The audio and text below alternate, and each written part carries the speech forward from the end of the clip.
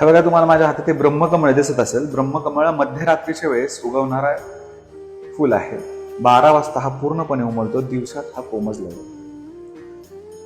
तर आज ज्या स्त्रियांना गर्भ राहत नाही किंवा सगळे रिपोर्ट्स नॉर्मल आहे परंतु गर्भ राहत नाहीये आणि प्रत्येक आईला इच्छा असते, प्रत्येक माताला इच्छा असते की मला लेकरं बाळ व्हावी, माझं घर आनंदाने भरून राहावं. हे बघा, हे परागकण मी काढलेत या ब्रह्मकमळामधले. हे परागकण आपल्याला गावरान तुपात भिजवून ठेवायचे आहे पौर्णिमेच्या रात्री. येत्या वटपौर्णिमेपासून देखील तुम्ही करू शकता. हे पूर्ण परागकण एका ब्रह्मकमळामधून काढून घ्यायचे आहे, गावरान तुपामध्ये रात्रभर ठेवायचे आहे.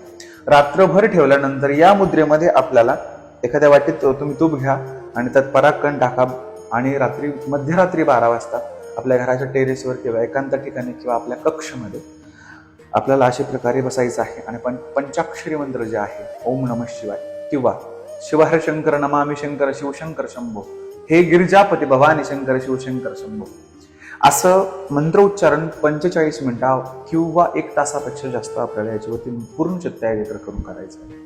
तदनंतर दुसऱ्या दिवशी पंचामृत स्नान, नृत्य स्नान महादेवाच्या शिवलिंगावर घालायचं आहे आणि शेवटी हे ओतायचं आहे आणि तिथे सेवा करायची आहे. तो चांगल्या पद्धतीने चोळायचा, पिंड स्वच्छ धुवायची आहे आणि पुसून त्याच्यावरती तीळ अर्पण करायचे आहे.